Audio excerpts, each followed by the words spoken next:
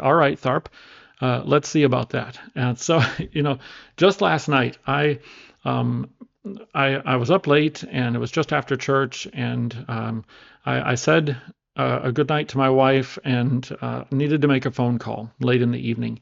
Told my wife I was going to go make that phone call, and then I'd talk on the phone for a little bit and then head to bed. Well, I made the call, but I couldn't get through, and I wasn't tired. She was. I didn't want to disturb her, so I just stayed up for a while, was reading and studying. Wasn't doing anything wrong. I just changed my mind. But you know what? The fact is, I also had not done exactly what I said I was going to do. And I very simply could have just come into the bedroom again. And, I was only gone for a minute or two before I realized, well, I wasn't going to get through on the phone.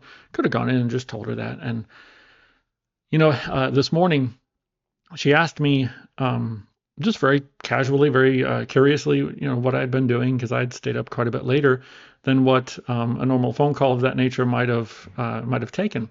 It's a real simple question, nothing, nothing serious about it. But you know what I did? In that situation, I immediately assumed that she was upset or hurt about that.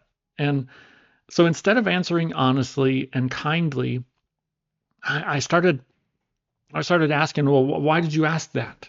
And I mean, goodness, right there, that I just was being um, defensive. I was I was insecure, and so I personally I know now, looking back at it, I needed in that moment to know that she and I were okay, and I could have said that too at that point, but I didn't. So a very simple question became a much more serious conversation than it really ever needed to be. And a little bit later in talking, I had to recognize what was going on in my heart, like I've been sharing here on this channel. What was happening was I didn't want to face the fact that I had failed to just simply be accountable. I failed to be accountable and trustworthy in a really small matter.